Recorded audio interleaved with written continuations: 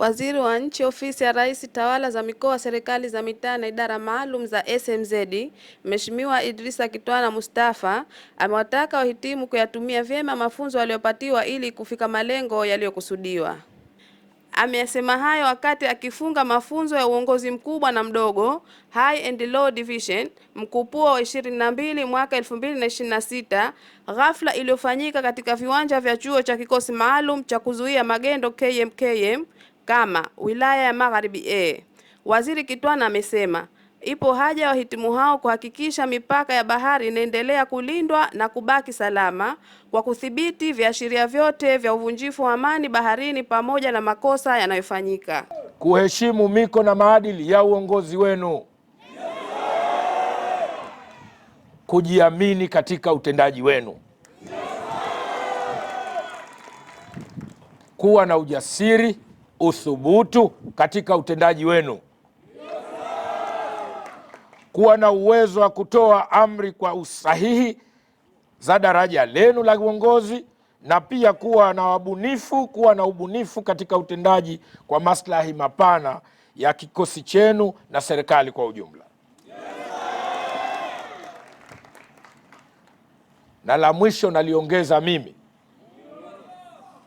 mwendelee kuwa walinzi wema mtakaojitoa jua na mvua, damu na roho zenu kwa maslahi ya taifa lenu na kwa maslahi ya vikosi vyetu vya idara maalum na vyombo vyote vya ulinzi na usalama.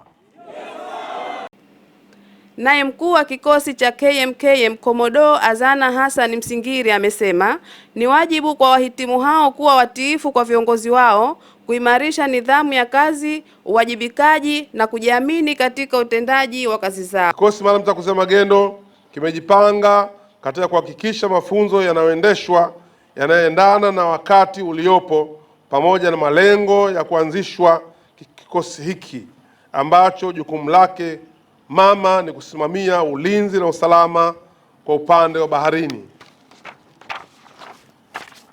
na nchi kavu kwa 30%.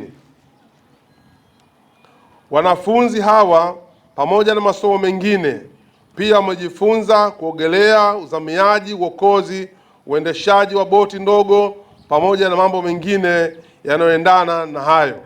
Mkuu wa chuo CDR Abdullah Mfamau amesema wahitimu hao wamefaulu vizuri masomo yao, hivyo wapo tayari kulitumikia taifa lao. Napenda kukuthibitishia kuwa kumaliza kwa mafunzo haya tunategemea kuongezeka kwa ufanisi wa kazi, utayari na kupata viongozi walio bora. Ni matarajio yetu kwa wahitimu hawa hawatofanya kazi kwa mazoea, bali watafanya kazi kulingana na taaluma walizozipata. Mheshimiwa mgeni rasmi, katika kuunga mkono juhudi za Serikali ya Mapinduzi Zanzibar na katika kuonesha uzalendo wa kikosi, wanafunzi hawa walishiriki katika ujenzi wa miundombinu ya kikosi. NCO na askari wanafunzi hawa wameshiriki katika ujenzi wa hanga jipya la wanafunzi ambalo ujenzi wake unaendelea hapa chuoni kama